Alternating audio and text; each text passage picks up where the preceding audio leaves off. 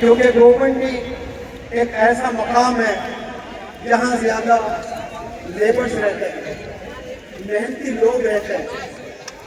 मुझे पुलिस साहब से मेरी बात हो रही थी, उन्होंने कहा था यहाँ मजदूर बहुत होते हैं। मजदूर का काम सुबह 8 बजे से लेकर रात के 8 बजे तक होता है।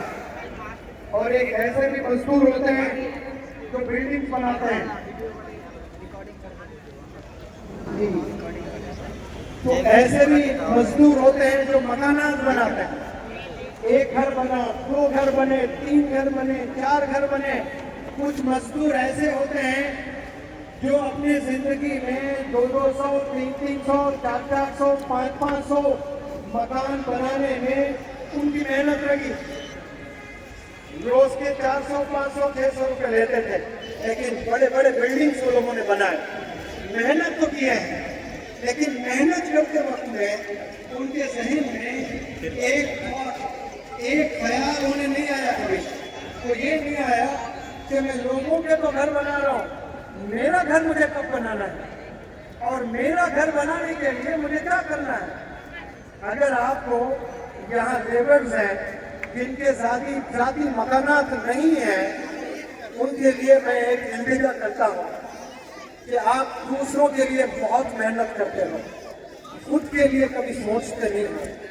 खुद का भी अगर मकान चाहते हो तो आपने जो पहला मैसेज अल्लाह का इक़रा इल्म हासिल करने वाला जो मैसेज आया है ना, उस मैसेज के एम्बेसडर आपने बनना है।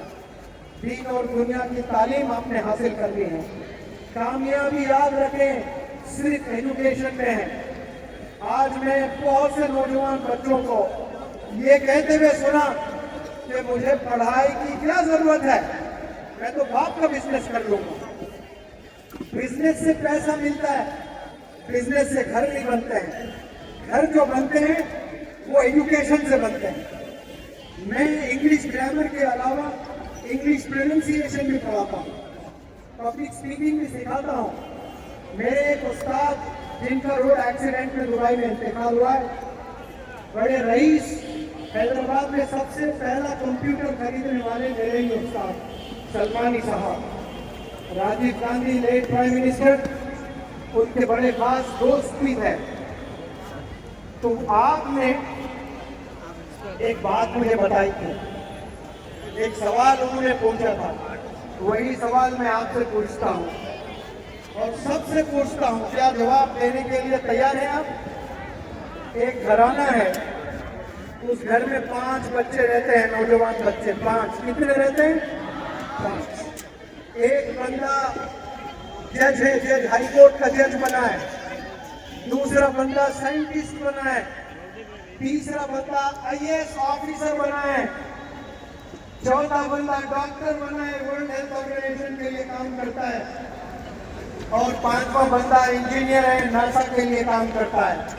एक बंदा डॉक्टर है, एक बंदा इंजीनियर है, एक बंदा साइंटिस्ट है, एक बंदा IAS ऑफिसर है और एक बंदा जज है। उस घराने को आप कौन सा घराना बोलते हो? जोर से आवाज दें, आवाज दें। उस घर को आपने अगर नाम देना है तो क्या नाम दोगे? मैंने कहा था कि ये एजुकेटेड घर है। आपका क्या कहना है? आवाज में बोले। एजुकेटेड घर बोलते हैं ना, लेकिन मेरे उस्ताद ने कहा कि मेरे अब्बू ऐसे घर को एजुकेटेड घर नहीं बोलते थे। अगर वो घर में जरूर 5 लोग बड़े पोजीशंस पर काम कर रहे हैं, लेकिन उनकी नस्ल भी अगर वही नक्शे कदम पर चलती है, फिर दूसरी नस्ल भी चलती है, फिर तीसरा जनरेशन भी चलता है, चौथा जनरेशन भी ऐसा ही चल रहा है, 5वां, 6वां, 7वां, 8वां, 9वां, 10 जनरेशन में भी सारे बंदे जजेस बन रहे हैं, सारे बंदे IAS बन रहे हैं, सारे साइंटिस्ट बन रहे हैं। तब मैं मानूंगा कि वो पढ़ा लिखा घर है, वो एजुकेटेड घर है। एक घर में कोई पढ़ लिख कर डॉक्टर बन जाए तो वो एजुकेटेड घर नहीं है। कोई नस्लों में जाना है एजुकेशन, हड्डियों में जाना है, कूदों में जाना है हमारे एजुकेशन। इसके लिए हमने कुर्बानियां देनी है। जो आप समझते हो ना कि पढ़ाई से क्या मिलेगा?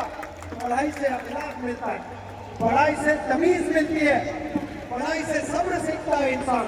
पढ़ाई से इंसान को अपॉर्चुनिटीज मिलते हैं। आपको एक चीज मैं बताना चाहता हूँ, मैं हैदराबाद से आता हूँ।